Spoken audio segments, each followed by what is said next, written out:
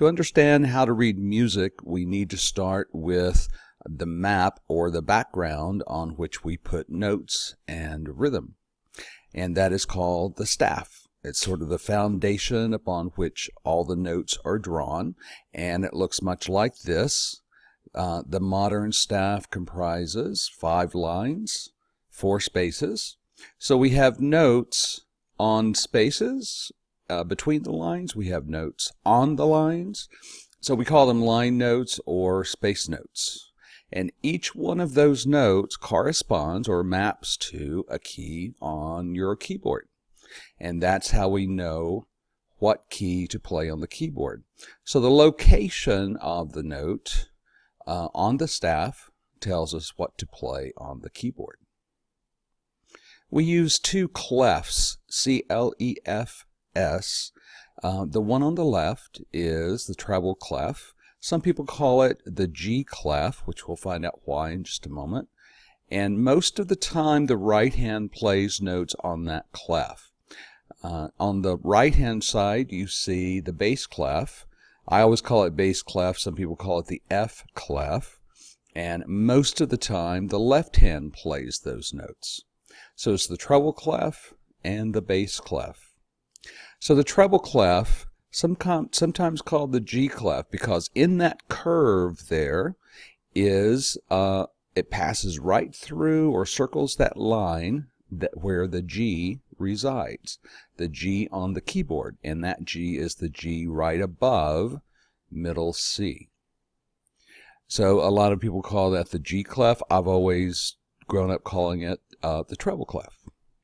But that's a good reference note to know that the second line from the bottom is G. So it goes line space, line space, line space, line space, all over the place. So the space right above that line has to be the next note above G on your keyboard, which is A.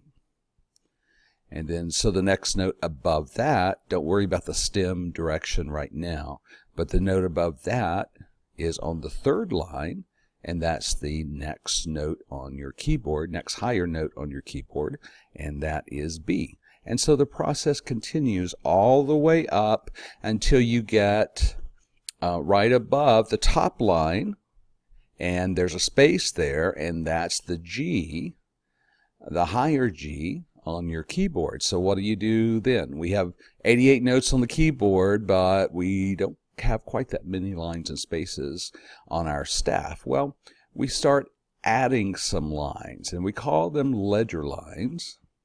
A ledger line is just an added line for a specific note that does not fit on the staff. So beyond that high G would be A. So the A is on the added ledger line. So we can add lines above and below the staff. Now, that was the treble clef, and as I said, most of the time the right hand plays notes in the treble clef. Here is the bass clef or F clef, and the F clef is called the F clef because if you look between those 2 dots on the bass clef, they are above and below the F line. So that, and that's a good reference note for the bass clef. The second line from the top is F, and this F is the F below middle C. No other F, but it's the F below or lower than middle C. And now we fill in the rest of the staff with the notes you see going up, G, and then the next line is A, and then going down, line space, line space, line space, all the way to the bottom line, and that is G. And that's the lower G. So this is the bass clef, and most of the time the left hand plays from that clef.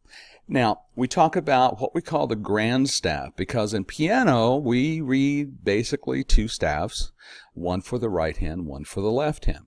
Well, here it is actually, and it looks very confusing, doesn't it? Because it has a line all the way in the middle, all the way across. If we take out that line, we can see better that the top staff is treble clef, the bottom staff is the bass clef. So now we can see that the notes on the top half, we usually play with the right hand, and the notes on the bottom half, we usually play with the left hand. And what's in between now, where that line was, is actually what we call middle C. The C that's in the middle of your keyboard. Whatever the C is closest to the middle of your keyboard is represented with that added line that's between the bass and treble clef.